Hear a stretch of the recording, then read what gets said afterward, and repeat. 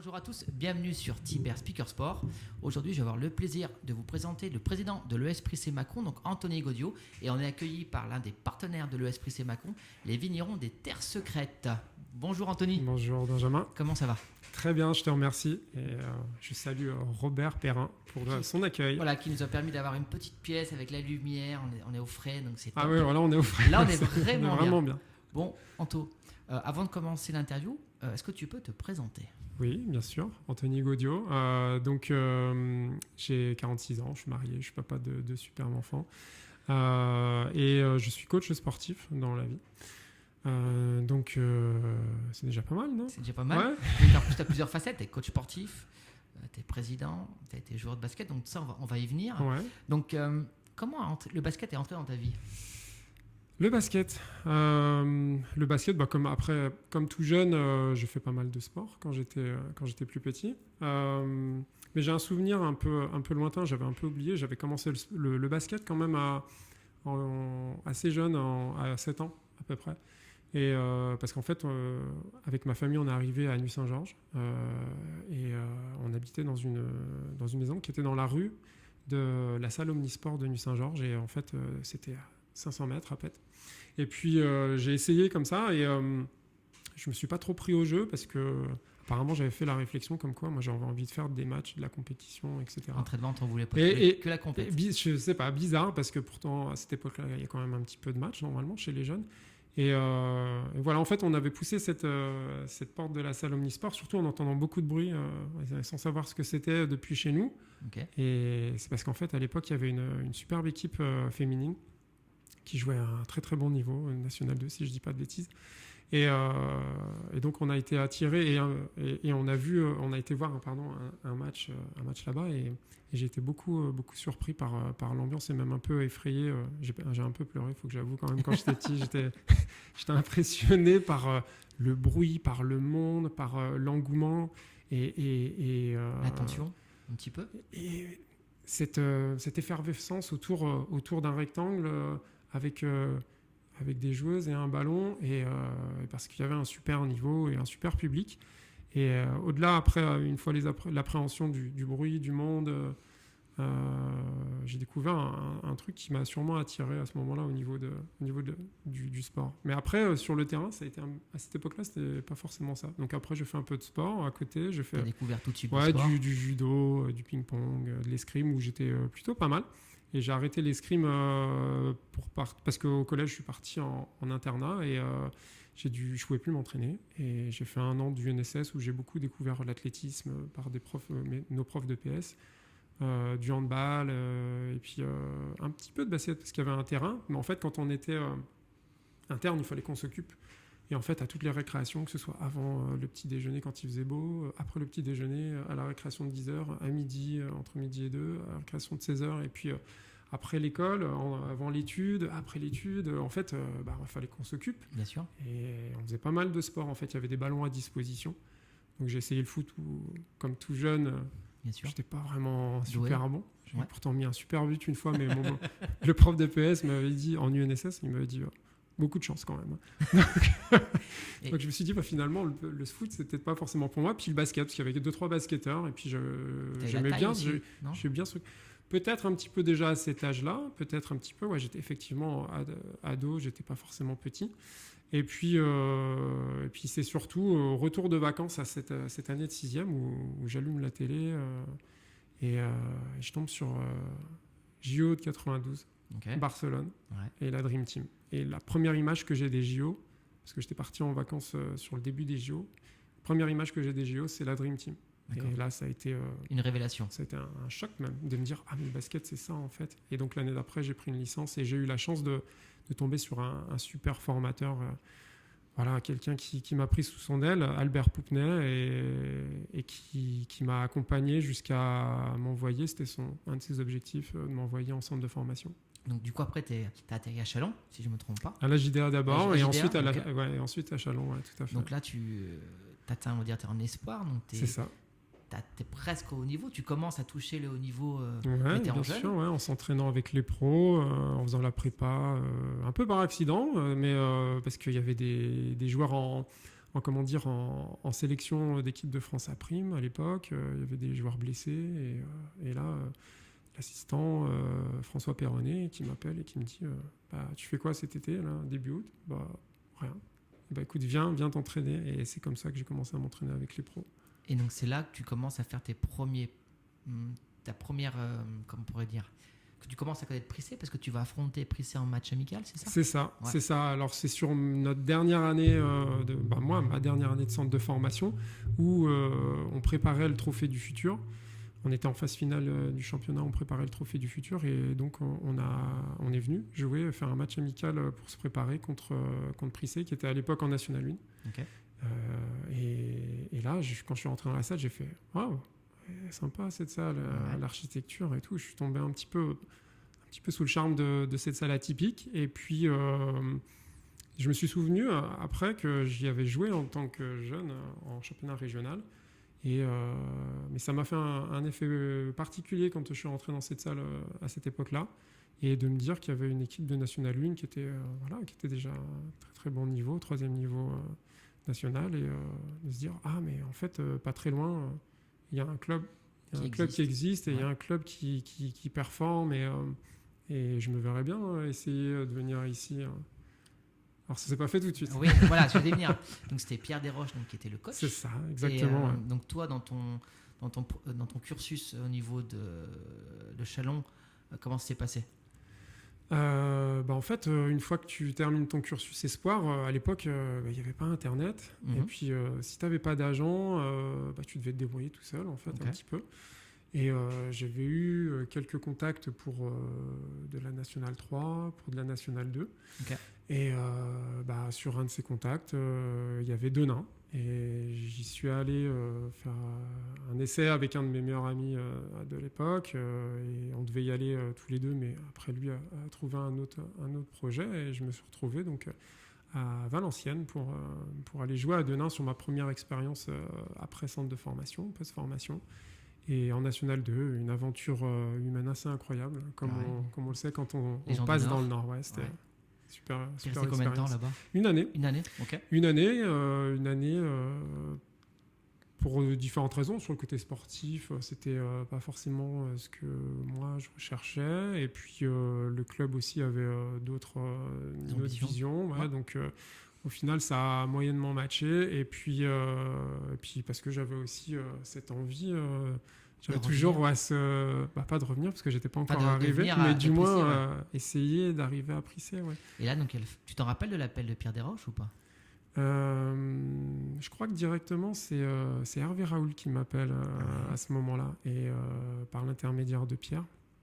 Et il me fait du moins une proposition pour venir m'entraîner, pour venir faire un essai, etc. Et là j'ai dit ouais, carrément. Carrément. Je réfléchis pas, je cherche pas à savoir ce qu'ils veulent, j'y vais et puis on verra. Ouais, tout à fait. Ouais, ça a été un peu ça parce que moi je suis assez attaché à mes racines. Je suis né en Saône-et-Loire, j'ai vécu en Bourgogne, j'ai été formé au basket en Côte d'Or et en Saône-et-Loire et puis j'étais très attaché aussi au cocon familial et puis aux amis. J'ai eu des amis très très important pour moi à l'époque de mon centre de formation. J'ai tissé des liens avec des personnes qui étaient ma famille d'accueil à l'époque pour les week-ends. On était en internat la semaine et en famille d'accueil les week-ends et j'avais envie de me rapprocher d'eux, j'avais envie de me rapprocher de tout ça, ce qui était ma famille et puis voilà, si je pouvais conjuguer les deux, ça aurait été chouette. Donc pour ça. L'essai se passe bien? L'essai se passe bien, ouais, tout à fait. Tu t'engages avec Prissé? L'essai se passe bien. Ça se fait alors un petit peu sur la pointe des pieds parce que je suis arrivé pas forcément comme un joueur titulaire, mais plus pour un joueur d'équipe réserve. D'accord. Et puis de complément, voilà, de s'entraîner avec l'équipe première. Est-ce que tu te rappelles du déclic qui a fait que tu es passé de l'équipe réserve à l'équipe 1? C'est de l'opportunité, je pense que c'est de l'opportunité. J'ai un peu gratté ma place au fur et à mesure des saisons. Les 2 premières saisons sont un petit peu tronquées par des blessures Donc ça a peut-être ralenti un petit peu les choses, mais voilà, quand je suis arrivé, en fait, il y avait une histoire de muter, il y avait un certain nombre de mutations. Okay. Et donc moi j'étais 5e muté à l'époque, donc je pouvais jouer que s'il y avait un autre muté qui était blessé ou ce genre de choses, voilà. Et c'est moi qui ai été un petit peu blessé sur cette saison-là. Et malgré tout, avec l'équipe réserve, ça se passe bien, on monte en National 3. Okay. Et donc la deuxième saison, je fais pareil, un petit peu la passerelle, je m'entraîne avec les deux équipes, je joue plus en National 3. Et puis après, petit à petit, j'ai réintégré un peu plus la National 2. Après ça, il y a une caractéristique, tu l'as dit tout à l'heure, c'est la salle. Ouais. Mais c'est ce qui compose la salle, c'est le public. Tout à fait. En tant que joueur, parce qu'après on va en parler en tant que président, décris-moi le public et sa particularité.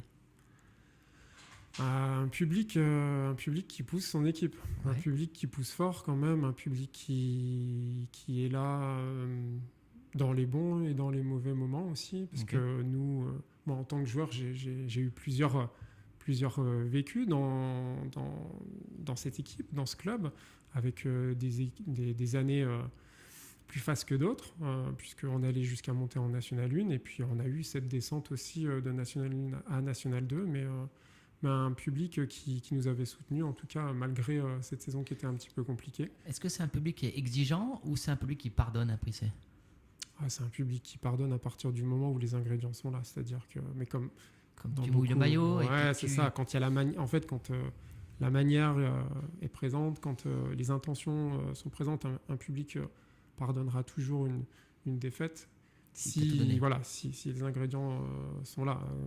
Par contre, c'est un public qui est exigeant si les ingrédients sont pas réunis, si les efforts sont pas fournis à fond. Si j'ai une petite pensée pour Jojo Janssen qui m'en a qui m'a fait quelques réflexions sur justement mes premières années quand je loupais des paniers que j'aurais dû assurer. Donc voilà, un petit clin d'œil pour elle.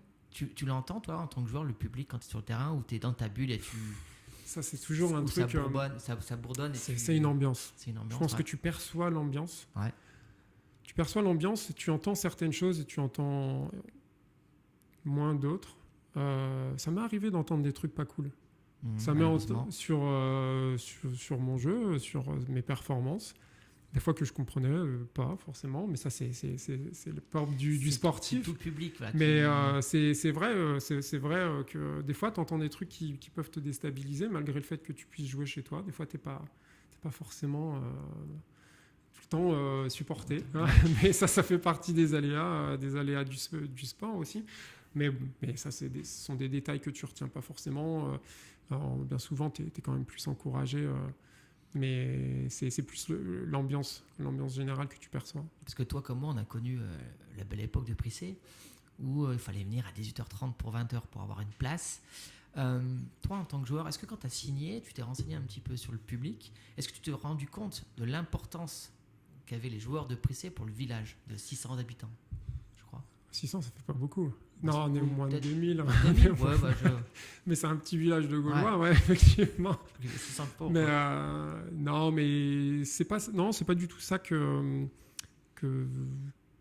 percevait. Puis encore à l'époque, Internet, moi je parle de la préhistoire, donc on se renseignait pas trop sur ce qui se passait autour. Quand tu viens jouer dans un club, tu perçois, t'as un feeling d'abord avec le staff, avec l'encadrement, avec les dirigeants. T'as un feeling du lieu. Et puis un feeling de tes coéquipiers. Le plus important dans ta carrière de sportif, dans tes choix, moi en tout cas c'est comme ça que je les ai orientés. Ça n'a jamais été le gain, ça n'a jamais été, je ne vais pas dire le sportif, mais comme les éléments étaient réunis à Prissé sur le sportif et sur donc du coup le côté humain, le reste c'était pas la priorité, quoi. Mais toi quand tu sortais dans le village où tu sortais, tu avais des gamins qui me demandaient des autographes, tu t'es dit mais je suis qu'un joueur de N2 ou de N1, c'est ça. Et je suis considéré comme une star entre guillemets. Comment tu le vis quand tu arrives? C'est ce que tu perçois pas du tout quand en fait, si tu veux, quand tu pars d'un parcours où tu es proche de l'élite, tu vois, quand tu es en centre de formation, tu crois que tu vas signer pro, même si tu es un petit peu quand même les pieds sur terre et tu dis que tu n'as quand même pas forcément le meilleur niveau à ce niveau de jeune, tu dis que tes chances de signer pro sont quand même assez moindres et puis assez vite tu t'en rends compte. et tu sais pas trop comment tu vas évoluer dans ta carrière sportive. Et quand tu arrives en National 2, oui, comme moi, tu passes par la pré-nationale, tu passes par la National 3 aussi, tu es quand même assez les pieds sur terre, quoi. Tu vois, tu te dis, je suis un petit joueur de basket. Et, j'ai du niveau, mais pas non plus un pro. J'arrive aussi à profiter un petit peu de ma passion, tout en n'étant pas professionnel, mais en ayant un job à côté. Et par contre, non, tu perçois pas du tout ce côté un peu modèle que tu peux avoir auprès des jeunes, et même un petit peu cette admiration que le public peut te porter. Et ça paraît un petit peu... Ça déstabilise ou pas? Ouais. Ça déstabilise quand on te met devant le truc, en fait. Si tu veux, moi, c'est en parlant, parce qu'à l'époque aussi, j'étais éducateur pour le club, avec les jeunes, auprès des jeunes et donc auprès des parents. Donc tu parles de choses et d'autres. Et c'est quand certains parents t'en parlent, en fait.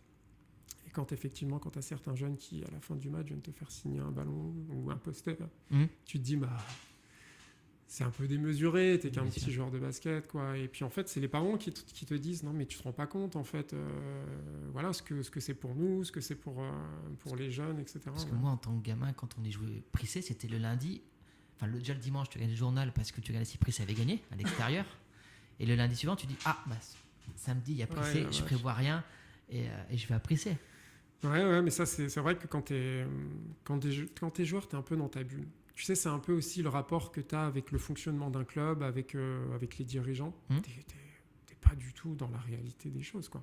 Et ça, moi, dans mon rôle aujourd'hui de dirigeant, c'est ce que j'essaie de ramener un petit peu avec les joueurs. C'est-à-dire qu'on se rend absolument pas compte de tout ce qui se passe autour. Nous, on est concentré sur nous, sur notre équipe, sur les résultats. Et on n'est pas concentré sur l'image qu'on donne du club. Bien sûr. Après, personnellement, un petit peu, tu vois, quand même, quand t'entends, tu vois, justement ces trucs qui viennent un petit peu des tribunes, mais tu perçois pas vraiment la réalité de ce qu'est un club, du fonctionnement et de ce que ça représente. Ouais. Et toi, en tant que joueur de Prissé, c'est quoi ton meilleur souvenir? C'est toute la période qui a suivi, donc avec les 4 années de phase finale, de play-off, en étant supporté par énormément de monde qui ont fait les déplacements. Parce que Prissé, c'est une salle où il tient, je crois, officiellement 1000 personnes. Un peu plus quand même, on est autour de 1005. 1005 ? Ouais. En comptant les escaliers. Je sais pas s'il faut tout dire, en fait. Non, je crois qu'on n'est pas loin des 1005. 1500. Ouais. Parce que quand Prissé, ça se met à bouillonner, à taper sur les tribunes qui font un bruit bien particulier, moi, ça me met des frissons rien que d'en parler. Ça doit être quand même impressionnant quand tu es sur le terrain. Alors, je t'avoue que tu vois, là, moi aussi, là, les frissons, je les ai. C'est une image, un souvenir de la salle vide avant un match de barrage. Si je dis pas de bêtises, je crois que c'est contre La Rochelle, sur l'année d'accession, où le club avait fait une chose qui est assez simple à faire, mais qui était visuellement même incroyable. C'était pas un tifo, mais c'était des banderoles, allez, tango, ce genre de choses. C'était un papier rectangulaire qu'on pouvait tenir dans les mains, une petite affiche, une petite banderole comme ça. Et elle était positionnée à chaque place. Okay. Et visuellement, en fait, ces places, quand tu regardes les tribunes, tu vois les bancs, mais tu vois pas les places vraiment individuellement, tu vois. Et là, sur chaque place, tu avais un papier. Et là visuellement, tu voyais une trace. Tu savais qu'il y avait quelqu'un qui allait être là ce soir pour le match. Quand on est rentré dans la salle, ça a été... ça vous a marqué. Ça a été un truc, puis il y avait déjà du monde, partout. Alors que tu étais à 1h30 du match. Il fallait être minimum là à 18h. À 18h et à 18h30, on était déjà assis dans les escaliers. Ouais. Moi, j'ai des souvenirs. C'était assez fou. Hein. À l'époque où, je sais pas si tu as connu, toi, Eddie Mitchell, MJ Johnson, il y avait il y avait Eddie Mitchell. Eddie Mitchell, c'est sûr, c'est pas le chanteur ? Non, il y avait un meneur. C'était... Ah non, Aaron Mitchell, pardon. Aaron Mitchell, excuse-moi, pourquoi il chantait bien ou pas ? Je sais rien.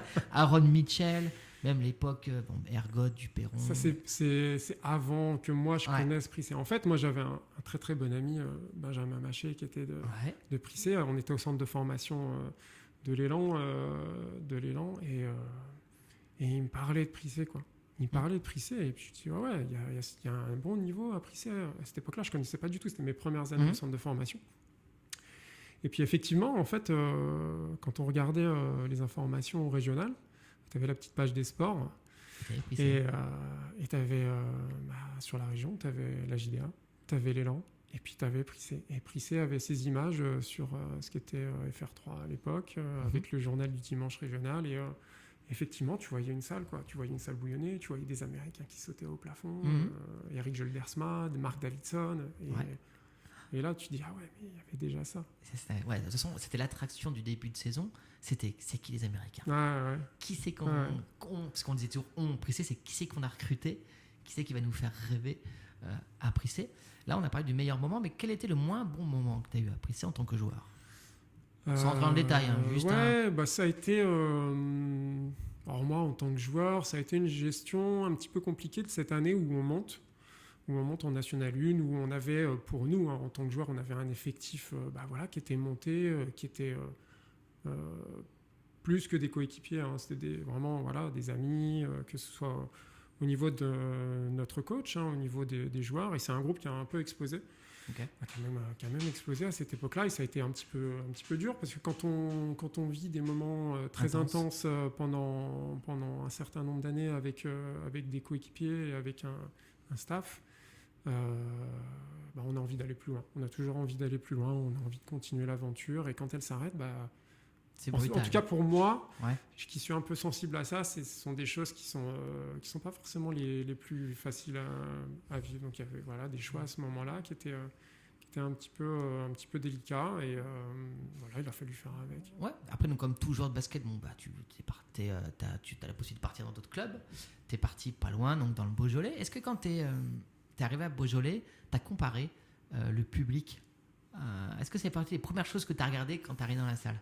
Non, pas forcément, parce que déjà j'ai fait une pause d'1 an en arrêtant de jouer à Prissé. C'était la fin d'un cycle pour moi, qui n'était pas évident. C'était un peu un crève-cœur d'arrêter de jouer à Prissé, même c'était pas qu'un peu, c'était le cas. Et cette pause m'a fait relativiser sur pas mal de choses aussi, m'a permis aussi une réorientation professionnelle. Okay. Et puis le basket était un tout petit peu mis en second plan. Et en fait, j'ai suivi Franck Macaire, qui était le coach que j'ai eu. Que j'ai eu en coach aussi, moi aussi. Que j'ai eu du coup sur ma période faste à Prissén. Et donc il avait un projet sportif avec Tarare. Et donc je l'ai rejoint là-bas sur une saison. Et ça a été une aventure sympathique aussi de voir autre chose. C'était en National 3. Et donc c'était un rapport avec le basket qui était un tout petit peu différent.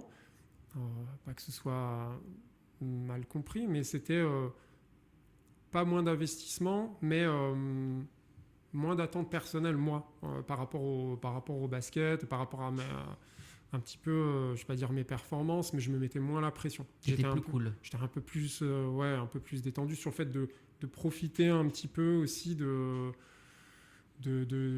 reprendre le basket, parce que j'avais fait une coupure, et puis découvrir un univers un peu nouveau dans un autre club avec des nouveaux coéquipiers, etc. Et ça a été une aventure humaine sympa. Et après, Franck était plus dans le projet, donc moi je m'identifiais pas plus dans le projet une fois que Franck n'y était plus. Et j'étais déjà en contact l'année précédente avec Beaujolais Basket. Donc ça s'était pas fait parce que je m'étais engagé avec Franck sur Tara. Ouais. Et c'est juste que c'était une autre aussi aventure avec des joueurs que je connaissais. D'accord. Il y avait Anthony Garguet qui était passé par Prissé. Il y avait Thomas Rousset aussi qui était passé en jeune par Prissé. Donc des copains. Des copains aussi, ouais. Et t'es resté combien de temps toi au Beaujolais? Que je dise pas de bêtises, j'ai dû faire 4 ans, 4 saisons. Okay. Avec au début c'était une aventure National 3. Une aventure un peu de copains aussi, profiter des choses. Il n'y a pas de prise de tête et on te fait plaisir. De l'engagement. C'est sérieux, de l'engagement sérieux, voilà, c'est ça, c'était de la N3, mais c'était, on va dire, plus détendu, quoi. Ouais, un peu plus détendu, mais avec des objectifs sportifs quand même. Et les objectifs qu'on a remplis, puisqu'on est monté en National 2 et que depuis, Beaujolais est toujours resté en National 2, quoi, donc un petit peu fier de ça aussi. T'as jamais joué contre Prissé en tant que joueur du Beaujolais? J'ai joué en amical. En amical, ok. Et j'ai dû jouer quand même en match officiel. Hein, je sais plus. Si, j'ai en souvenir. Si, j'ai très bon souvenir même. C'est juste que ma mémoire des fois. Ouais, bien sûr, oui. Bien sûr que j'ai joué contre. Mais des fois, ma mémoire fait un peu défaut. C'est pour ça que je travaille. Non, mais si, bien sûr. Ouais, on a eu la chance. C'était une chance de pouvoir faire un derby contre Prissé. Et alors, comment ça se passe quand tu reviens avec un maillot adverse dans ta salle, entre guillemets? C'est un comment dire, c'est un sentiment étrange. Ouais, c'est un sentiment un peu particulier. T'as envie de bien faire. Envie de bien faire parce que t'as envie d'avoir encore une image, une belle image de sportif. Okay. T'as envie de bien faire pour avoir une belle image humaine aussi et pas laisser des mauvais souvenirs. Et puis reclin d'œil, c'est Jojo au bord du terrain qui, quand elle me voit dans la présentation d'équipe, elle me fait un grand coucou comme ça. Ouais. Et elle voulait même rentrer sur le terrain et ça m'a énormément touché. Et donc du coup, voilà. Moi, ça a été limite ce qui a fait ma soirée, mon retour, c'était ce grand coucou de Jojo Danciano au bord du terrain. Donc après ta période à Beaujolais, tu reviens à Prissé, comment ça se passe? Non, après ma période à Beaujolais, je prends la décision d'arrêter le basket parce que j'ai des enfants qui arrivent. Moi, j'ai un métier qui me prenait beaucoup de temps et d'énergie. Donc, tu étais prof de pilates, c'est ça? Ouais, prof de fitness, quoi, coach sportif sur différents types de cours, pilates, effectivement, et d'autres choses. Et comment dire, j'ai eu la chance, malgré tout, de faire ma formation, de faire mon métier et le basket pendant 5 ans, sans blessure, une légère, mais en ayant assuré 5 saisons au final en faisant les deux.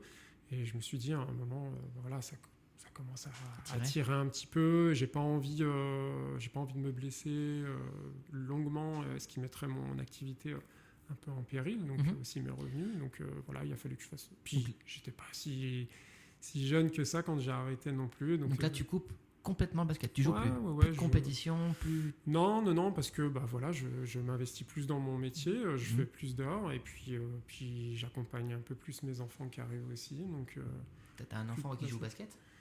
Là maintenant, oui. Maintenant j'en ai même 2, ma fille s'y est mise cette année aussi. Okay. Mais voilà, je coupe un peu, et puis je reviens parce que mon fils décide, lui, de faire du basket, alors que je l'envoyais au foot. Mais il n'avait pas envie. À savoir.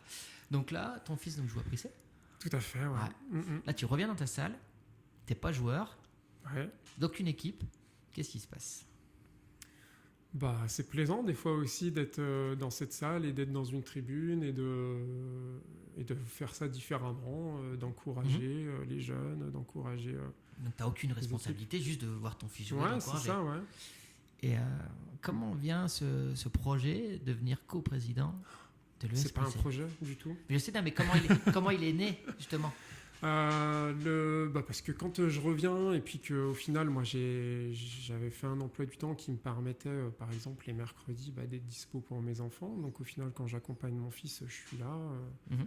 Puis j'attends un petit peu au bord du terrain. Et puis je me dis, je vais peut-être pas rester que dans la tribune. Je peux peut-être donner un coup de main à l'entraînement. Je peux peut-être apporter un minima, quelque chose. Ouais. Et puis au final, ça s'est traduit un peu 1 ou 2 années après où je coach les samedis, je coach un peu, je me remets...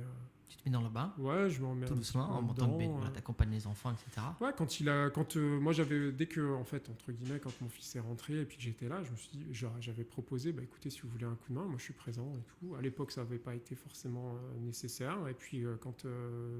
2 années après, il a fallu prendre du coaching. Il n'y avait pas de problème pour redonner du temps, quoi. Donc là, tu coaches, ça se passe bien, tu reprends, tu transmets ce qu'on t'a transmis toi quand tu étais plus jeune, les enfants. Et à quel moment on vient te chercher pour dire est-ce que tu veux venir prendre la coprésidence? On ne vient pas me chercher. On vient pas te chercher. Non, c'est juste qu'au fur et à mesure, tu as envie de t'investir un peu plus. Ouais. Tu as envie de t'investir un peu plus et puis donc tu te dis comment tu peux t'investir. Donc ça a été rentrer au comité directeur sur la partie sur la cellule sportive. Donc ça a amené un petit peu tes connaissances, ton regard, voilà, pour faire un retour, pour faire un accompagnement des coachs, des entraîneurs, dans la vision que tu as un petit peu sur le côté sportif, puis faire un relais surtout entre le comité directeur et puis le staff technique. Et justement, toi, donc vous êtes deux coprésidents. Ouais. À cette époque-là, je ne suis pas encore co-président, je suis juste membre du comité directeur. Ouais. Mais quand tu deviens, vous êtes deux coprésidents. Il y a eu un changement de coprésidence, ouais. Donc il y avait un poste vacant, et là, personne n'était vraiment, disposé à prendre le poste. Disposé à prendre ce poste, merci. Et puis, ça a été quand même une longue réflexion, parce que moi, je n'ai pas forcément une disponibilité par rapport à mon métier sur la soirée, mais j'ai un peu plus de disponibilité sur la journée. Donc, il y avait quand même des tâches, il y avait quand même des choses à faire sur les temps où j'étais disponible. Et puis, c'est surtout un investissement du quotidien, mais du week-end. Hein, c'est un investissement pour les manifestations, etc. Et puis, j'en ai discuté avec Pascal Kortenberg, qui était coprésident. Et je lui ai dit, écoute, je ne sais pas ce que tu en penses, mais moi, si ça te semble cohérent que je m'investisse, écoute, je suis prêt à t'accompagner. Puis en même temps, en étant à tes côtés, je sais que je vais avoir de quoi apprendre. Je sais que tu vas m'apprendre les choses, que tu vas m'informer, voilà, des choses qu'il y a à faire, comment les faire, etc. Donc c'était rassurant aussi pour moi d'avoir quelqu'un comme Pascal à mes côtés. Ouais. Est-ce que ton expérience de joueur, ça t'a permis d'appréhender certaines situations que tu peux rencontrer en tant que président, d'anticiper des choses en le relationnel entre les joueurs, aller chercher des joueurs, trouver des joueurs, les contrats, etc.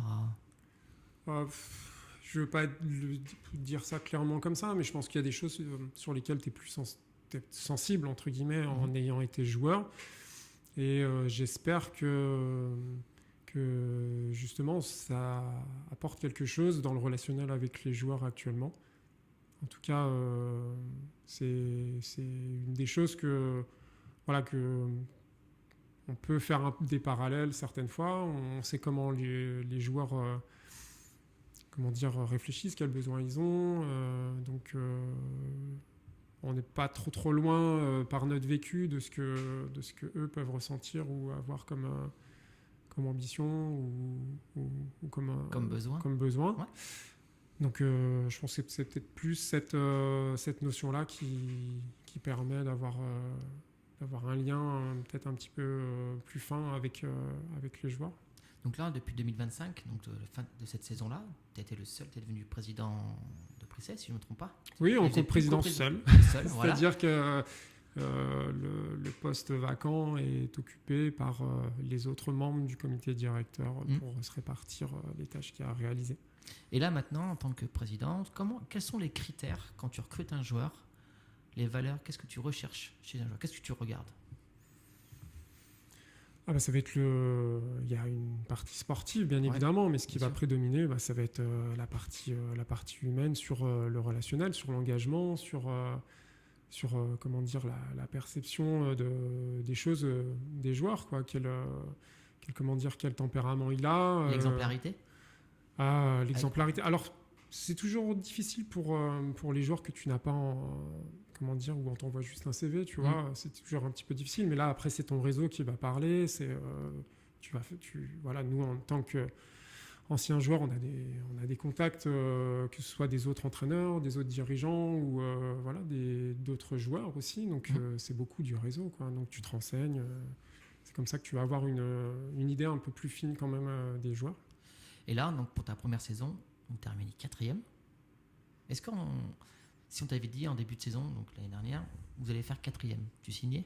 Moi je signais même pour un peu plus bas. Hein. C'est le deal qu'on avait eu avec les joueurs. En fait, j'avais abordé la saison avec eux en leur disant, on a un regard sur l'effectif qui nous permet d'espérer quand même une belle saison. d'espérer d'être dans la partie haute du tableau.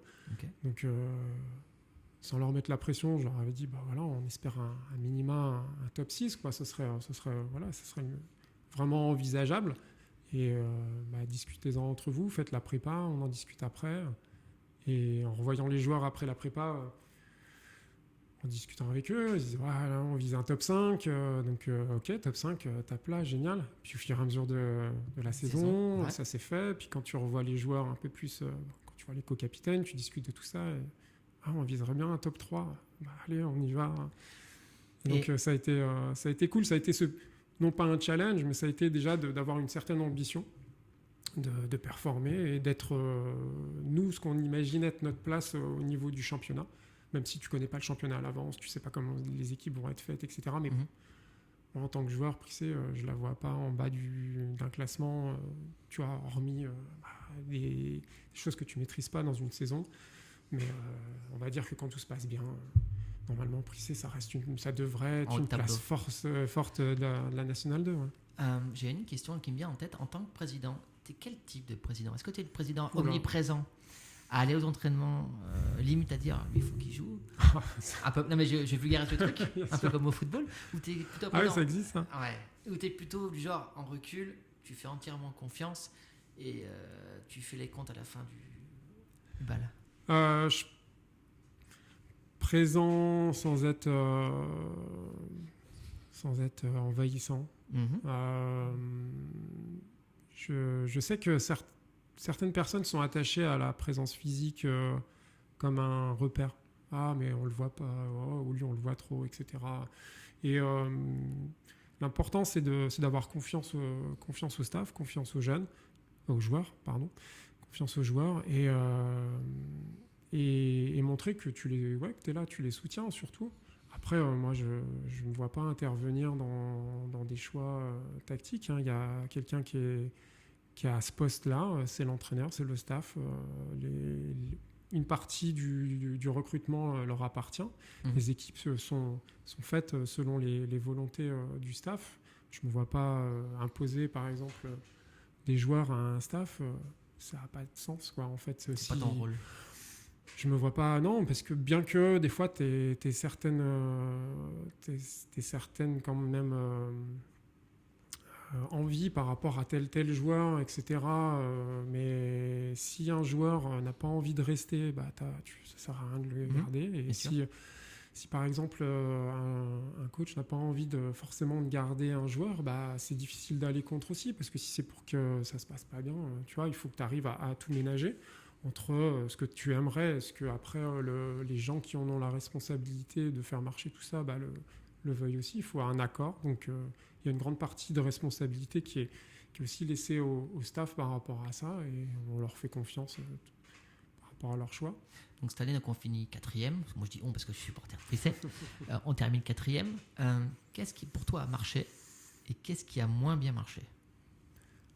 Oula. On a eu une équipe qui a répondu quand même beaucoup présent sur la saison. Il y a eu un petit creux sur la période du mois de décembre. Il y a eu un magnifique rebond sur la période du mois de janvier. Après, quelques trous d'air un petit peu dans la saison sur la suite, mais comme beaucoup de saisons c'est difficile de faire la saison parfaite et puis de gagner tous tes matchs. Donc c'est pas forcément ce que tu ambitionnes en tant que dirigeant, mais tu ambitionnes surtout de la manière. T'ambitionnes de la manière. Cette année, il y a certains matchs, il a manqué la manière, donc c'est ce qui a fait qu'on termine à cette place-là, parce que je pense que l'effectif avait quand même les capacités de faire un podium à minima. Mais ça, on a été assez transparent par rapport à ça. Les joueurs l'ont reconnu aussi. Donc, c'est un point d'axe d'amélioration pour la saison prochaine.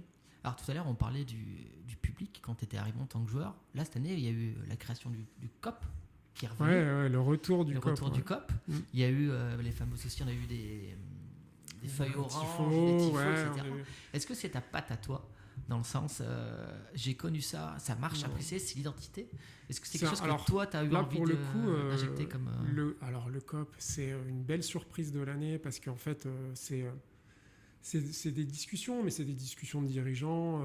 Ça vient pas de moi, ça vient du comité directeur, ça vient des gens qui sont au club, des bénévoles, ça vient de tous ceux qui sont liés à ce club, qui ont envie de relancer une dynamique. Et des fois, c'est vrai qu'à certaines saisons ou à certains matchs, on s'est dit, mais il manque quelque chose. Et on savait quoi ? On savait cette ambiance qui porte l'équipe. Il faut qu'elle soit amenée par des leaders. Tu vois, pour que ça aille dans une certaine direction, il faut des leaders. Et pour leader une salle, il faut des supporters. Comme tu disais tout à l'heure, supporters, spectateurs. Et des fois c'est vrai que c'est difficile d'avoir une salle remplie. Mais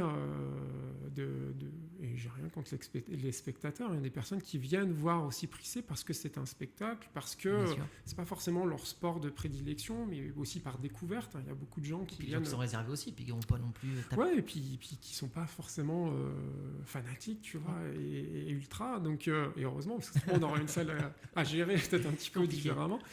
Mais non, mais c'est très bien. Mais par contre, il faut quand même quelqu'un qui lead l'ambiance de la salle. Et les supporters, ce sont vraiment eux qui vont donner le tempo du match. Moi, j'ai le souvenir. Les chants, l'ambiance. Je crois que c'est contre l'OLB ou c'est contre Marseille. Je crois que c'est contre l'OLB. Il y a un jeune du public qui vient avec le tambour en milieu, je sais pas si tu te rappelles, au milieu du terrain, sur un temps mort ou sur un fin de carton. Il vient tout seul, il prend le tambour et il fait là, toum, boum. Et tout le monde s'est mis à l'unisson et ça nous a mis. C'était extraordinaire parce que la salle s'est réveillée d'un coup. Et pour faire de grandes choses, il faut des leaders. Pour faire un bon match, il faut deux belles équipes aussi, on le dit toujours, mais il faut aussi, après, pour avoir une ambiance de feu, il faut qu'il y ait quelqu'un qui lead dans les tribunes. Et justement, le COP est justement là pour ça. Donc ça a été une belle surprise, parce que c'est quelque chose qu'on espérait, un retour de COP de supporters. Mais toi, quand tu es dirigeant, tu peux pas être partout. Non, tu peux pas te dire, allez, on va refédérer autour de ça. Et finalement, ce sont des jeunes du club qui ont repris le flambeau, qui ont pris l'initiative de se dire allez, on va reformer quelque chose, etc. Donc c'est vraiment chouette. Je les remercie parce que c'est vraiment ce dont le club a besoin. Est-ce que tu es d'accord avec toi que ça peut faire des fois basculer les matchs? Évidemment. Oui, d'accord. Dès le premier match, je crois que tu peux demander à tous les joueurs et même à tous les spectateurs un match où l'ambiance a été folle. Ça a été le premier match avec le COP qui revient. C'était contre le Canet qui était deuxième. Après, on les bat après une période très compliquée du mois de décembre et du début janvier. Et ça a galvanisé tout le monde. C'est un truc, c'est un extraordinaire. Gros plus. Ouais. Quand la salle, elle peut être un peu tristoune de temps en temps quand elle est remplie et puis que ça bouillonne, que ça pousse. Non, justement que ça bouge pas beaucoup, tu vois. Et après, la salle, elle est incroyable dès que tu as le chef d'orchestre qui envoie tout ça. Dès que tu as le feu dans les tribunes. Ouais. Donc là, la saison c'est terminé, 4e. Il y a un nouveau projet qui a été annoncé. Oui. D'accord. Donc David Thévenon, donc ancien joueur, ancien coach, qui vient donc prendre l'équipe réserve, donc qui joue en National 3, qui va se mutualiser avec l'équipe. Est-ce que tu peux nous raconter un petit peu Alors, en fait, ça vient de différents facteurs. Déjà, en termes de fonctionnement, on avait cette équipe réserve qui est montée, non pas par accident, mais qui est montée par le mérite, par les résultats sportifs, une montée de pré-national en National 3. Et cette équipe formée de jeunes issus de la formation, en fait, était là pour prendre du plaisir, pour passer du temps ensemble, avec à la fois des anciens éléments qui sont passés par la National 2, Benjamin Jobert, Sébastien Ducoté. Et donc c'est une plus jeune génération qui je crois même envisageait pas forcément tout à fait ce parcours-là. Ouais. Et donc on a eu cette chance d'avoir cette équipe réserve en National 3. Et nous on visualisait à moyen terme d'avoir cette passerelle jusqu'à la National 2, c'est-à-dire pouvoir avoir nos jeunes Prisséens issus de notre formation qui intègrent cette équipe de National 2 pour former cette équipe de National 2, pour pouvoir performer. Et du coup, aujourd'hui, c'est un choix de pouvoir fusionner un peu ces deux équipes. Aussi parce qu'on a fait des choix budgétaires, parce qu'on on a connu, comme beaucoup de clubs et comme beaucoup d'entreprises aujourd'hui, des baisses de subventions, de partenariats. C'est parce que voilà, on subit un petit peu la conjoncture tous, que ce soit les entreprises qui nous supportent. Donc voilà, on est obligé de revoir un petit peu aussi les choses. Et donc c'était une opportunité aussi de pouvoir avoir cette passerelle entre la Nationale 3 et la Nationale 2. Parce que quand moi j'ai eu la chance, je suis venu 2-3 fois voir l'équipe 2, en fait c'était beaucoup de fils 2 de l'équipe. Ouais, quelques-uns, de l'époque d'avant. Bien sûr. Quand tu regardes, il y avait Lucas Desroches, il y avait Raoult, le fils Raoult à l'époque. Luc. Et il y avait qui d'autre après il y avait Mathis et Calvin, les fils de David. Donc tu te dis qu'en fait, peut-être qu'eux, ils peuvent recréer l'identité de Prissé qu'il y avait il y a 20-30 ans. Tous les fils d'eux, les gens du club, on va y venir. Oui, bien sûr. Tous les gens qu'on connaît, c'est ADN du club qu'ils ont dans les veines, quoi, c'est évident. Et là, je pense qu'avec l'effectif qui arrive, on n'est pas loin d'avoir un format qui n'existe pas forcément en National 2, c'est-à-dire d'avoir autant de joueurs issus de la formation dans l'équipe première, effectivement. Là, tu me lances une perche, donc il y a des départs qui ont été annoncés, donc il y a Kelsey, il y a Quentin, il y a Jonathan qui arrête le basket pour un projet perso. C'est ça. Et il y a le départ d'Antoine Maillet qui est un enfant du club. Donc tout à fait. C'est surprenant, entre guillemets, entre supporters. Ça s'entend tout à fait. Même nous, en tant que dirigeants, c'est des choses qu'on souhaite pas forcément. Mais dans un parcours sportif, il y a aussi l'envie des fois de découvrir autre chose. Antoine avait l'envie de voir un petit peu ce qui se passait dans un autre club. La Ravoir, tout à fait. C'était mis sur les réseaux, après, Antoine, il a toujours joué à Prissé et donc je pense que c'est une évolution aussi dans une carrière sportive. Il évolue en quel niveau, la Ravoir? Je connais pas. National 2, c'est dans notre championnat si on est dans la poule. Non, mais ce sont des choses en soi.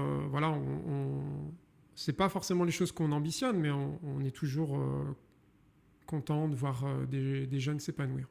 Donc c'est comme nos jeunes qu'on envoie par la force des choses parce qu'ils ont un bon niveau en pôle régional et puis après ils vont aller dans des centres de formation. Aujourd'hui, on a quand même sur les 10 dernières années, on a presque 10 jeunes qui sont en centre de formation, des U15, U18 élite, centre de formation élite aussi, que ce soit sur Betclic ou sur Elite 2. Des joueurs qui ont signé pro. Il y en a un qui jouait en équipe de France U17 que j'ai eu il y a 2 ans. Qui est en équipe de France U20 cet été. Donc des jeunes qui performent, qui sont passés par Tom Audry va chercher son nom. Tout à fait. Et puis, tu peux pas les garder. C'est des jeunes qu'il faut accompagner, tu vois, pour aller au plus loin. À l'instant T, tu leur donnes ce qu'il faut leur donner pour leur apprendre et après ils montent. Tu calcules pas ce genre de choses. Tu essayes de leur donner le maximum. Et puis, même si c'est jamais génial, si tu es content pour eux, quoi, tu vois, tu peux pas les garder ad vitam aeternam, mais tu leur souhaites que le meilleur. Et pour Antoine, c'est la même chose. Donc là, on a parlé des départs. Est-ce qu'on peut avoir des infos sur les potentielles arrivées ou pas? Oui, tout à fait. Donc là, on a un petit peu parlé donc, de cette évolution dans la création de l'équipe avec cette fusion presque cette fusion quand même de l'effectif National 2 et National 3. Donc tu as énuméré un certain nombre. Donc Lucas Desroches, on a Luc Raoult qui après un passage à OLB en National 2 revient dans le projet. Cool. On a Théo Vermeil qui est un pur produit aussi du club, qui a donné beaucoup pour l'équipe première depuis déjà 2 saisons en s'entraînant avec eux, en étant partenaire d'entraînement et puis en étant présent lors des matchs aussi sur certains matchs quand la Nationale 3 était à domicile ou alors quand on avait des blessés. Donc il faisait cette passerelle-là. Un peu comme toi quand tu étais... Quand tu as commencé à presser. Tout à fait, Et c'est un lien comme ça qui me vient en tête. C'est vrai. Et puis, Mathis Thévenon aussi. Mathis Thévenon. On a Théo Panchaud qui est le dernier joueur de cette équipe à intégrer l'équipe de National 2. Est-ce qu'il va y avoir des joueurs extérieurs Il y a un joueur extérieur. Là, on a officiellement l'accord d'un joueur canadien qui évolue dans le championnat pro canadien là, cet été, déjà depuis quelques années, qui a fait un passage à Levallois en National 1, qui avait subi une blessure qui l'avait contraint à arrêter sa saison assez rapidement quand il était de passage en France. C'est quoi, un pivot ? Ça va être un poste intérieur. Poste intérieur, très athlétique, gros défenseur. Un peu comme Jonathan, costaud ? Pas le même profil. Okay. Non, pas le même profil. D'accord. Bon, on n'en saura pas plus. Ça va être, j'imagine, bientôt mis sur les réseaux de Prissé. Déjà, je vends la mèche, là, je vais me faire discuter. Non. On a juste 10 000 personnes qui vont nous regarder en replay. Bon, c'est quoi l'objectif pour la saison prochaine ? C'est un objectif humain, déjà. Ok. Ça va être un objectif humain, ça va être de créer un groupe. Alors, on se fait pas trop de soucis, mais voilà, il y a quand même une nouvelle page à écrire avec un changement qui est quand même assez important dans l'effectif, en termes de nombre de joueurs qui restent, en termes de nouveaux joueurs, même si c'est des joueurs qui sont estampillés, Prissé, c'est notre façon aussi de jouer, pas forcément identique d'une année sur l'autre, et et puis aussi un niveau que certains vont découvrir. Donc il faut que la mayonnaise prenne, et là ça va être le rôle du staff. Donc justement le choix a été fait de confier le staff à David et à Cédric Lacroix, parce que chacun a un lien avec les deux équipes, donc ça va être une transition, ça va être une continuité pour ces deux effectifs encadrés par ce binôme. Toi, au fond, t'aimerais quoi ? Top 4, top 3 ou top 8 et c'est déjà bien ? Non, je pense que c'est toujours délicat sans connaître déjà la poule, parce qu'aujourd'hui, on ne sait pas si on va être dans la poule du Nord, dans la poule du Sud. On sait que la poule du Sud nous convient un peu mieux en termes de jeu, en termes de déplacement, mais en termes de jeu aussi. La poule du Nord est plus rude, un peu plus complexe, malgré le fait que dans le style de jeu que va amener aussi David, ça correspond aussi également sur ce type de championnat. Là, David a fait une interview avant-hier, qui a été mise sur les réseaux, qui explique un petit peu le jeu qu'il va attendre, ce qu'il attend des joueurs, la personnalité. Donc moi j'ai appris plein de trucs. Elle est courte l'interview, mais elle est très instructive par rapport à ses attentes concernant les joueurs et l'équipe. Ouais, mais il a des attentes, humaines assez fortes, David, et on se rejoint sur ce point-là. Comme on le disait tout à l'heure, un public, ça pardonne beaucoup de choses quand tu y mets les ingrédients, et on est assez raccord là-dessus, sur le fait qu'on attend des joueurs qui soient totalement investis, qui soient représentatifs de l'état d'esprit du club, c'est-à-dire cet état d'esprit familial, combatif, et puis uni, surtout. Là, on va bientôt terminer l'interview, parce que ça fait, je crois, plus d'une heure qu'on discute. Déjà, ça passe à la vitesse, j'arrive pas à voir de loin, mais si tu avais une phrase, si tu voulais dire quelque chose au public et aux partenaires, ça serait quoi ? Alors, c'est un peu cliché, mais c'est merci. Hein. Ouais. C'est surtout ça. Sans public, sans bénévoles, sans partenaires, un club n'existe pas. Bien Donc aujourd'hui, c'est le pilier. Ce sont les piliers du club. Donc ce sont eux qui par leur intervention, par leur accompagnement, nous permet, le club, mais dans sa globalité, parce que là on parle beaucoup de l'équipe 1, mais le club, il n'y a pas que ça, il y a tous les jeunes. Il y a combien d'équipes à Prissé au total ? Aujourd'hui, on a deux équipes par catégorie, donc ça fait une dizaine chez les jeunes. En plus de ça, on a des équipes seniors féminines et masculines. On a 2 équipes loisirs masculines et féminines également. On a une équipe handi-basket aussi, donc du basket santé aussi. Donc ça, c'est une nouvelle formule que le club propose depuis 2 ans déjà. Donc c'est un basket adapté pour un public qui a besoin d'adaptation pour la pratique du basket. Donc c'est sous forme d'atelier. C'est très sympa. C'est le lundi matin que ça se passe. Okay. Et donc c'est un grand merci auprès de tous ces soutiens qui sont vitaux pour le club, mais effectivement pas que pour la Nationale 2, mais pour pour l'ensemble du club, pour les jeunes et tout le reste, et de continuer à soutenir le club en espérant justement qu'il s'identifie au projet, qu'il s'identifie donc à ce qu'on essaye de créer comme dynamique au sein du club par l'intermédiaire de tous les bénévoles et dirigeants, et puis par ce que l'équipe première va réaliser sur le terrain. Donc là, la saison, elle reprend quand ? Au mois d'août, et les matchs amicaux ? Mois d'août, c'est la reprise pour les joueurs, et puis petit à petit des matchs amicaux effectivement pour un début de championnat début septembre, autour du 5 si je dis pas de bêtises. Donc toi là, tu vas arriver un petit peu à couper parce que bon, l'effectif est quasiment fait. Ouais. Quelque chose près. Est-ce que tu vas arriver à couper ton téléphone de président et souffler, profiter de ta famille Je sais pas. Ouais, ça va être une obligation de toute façon parce que la famille et moi, on en a besoin aussi de cette coupure. On essaye toujours de finaliser les choses avant de partir en vacances. Donc oui, j'espère que d'ici la fin du mois, on puisse couper un petit peu. Ta femme, elle te dit jamais rien par rapport à Prissé ? Je vais pas cacher que des fois c'est un petit peu compliqué, ça prend beaucoup de temps. Mais ça reste mon premier soutien pour réaliser cette fonction-là. D'ailleurs, je la remercie c'est bien évidemment. Un petit peu. Comme tout homme. Comme tout homme. Ah non, mais derrière chaque homme, pas forcément grand, il y a une femme qui le soutient. Donc, bien évidemment, grâce à elle, déjà, j'ai pris ces fonctions-là parce qu'au début, j'étais pas sûr de moi. Elle m'a encouragé parce qu'elle sentait j'avais envie de faire quelque chose pour le club, que j'avais envie de rendre au club ce dont j'ai pu bénéficier tout au long de mes années ici, surtout humainement.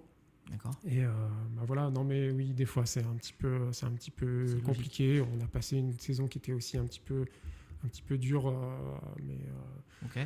Voilà, donc il y a comme toute association, il y a toujours des hauts, des bas, et surtout quand ça touche un petit peu sur l'aspect financier, donc on se fait beaucoup de soucis, et malgré tout, c'est passé à la DNCG, donc on est tranquille. Ouais, tout à fait. Oui, on a eu une petite période compliquée et dont on s'en sort petit à petit, mais il va falloir aussi que on continue d'être justement soutenu par les différents soutiens qu'on a, qu'ils soient bénévoles ou financiers. On va pas se cacher, c'est très très important pour nous. Donc on est sur la bonne voie, on essaye d'avoir une gestion plus ferme, plus rigoureuse et aussi plus claire. Donc on est parti sur cette voie-là, assez confiant, sans l'être trop, mais quand même assez confiant pour pouvoir continuer une belle aventure. Donc on va terminer sur cette note positive. Oui, bien sûr, il faut. Merci d'avoir joué le jeu, en tout cas d'avoir répondu. Prie. C'était un plaisir de pouvoir un petit peu discuter. Je crois que ça fait plus d'une heure, faut que je regarde, mais je crois que ça fait 1 heure qu'on discute. Donc merci beaucoup. Merci. Bonnes vacances. Écoute, profite à toi bien. aussi. Et merci à tous les supporters de l'Étoile sportive Prissé Mâcon. Merci. À bientôt.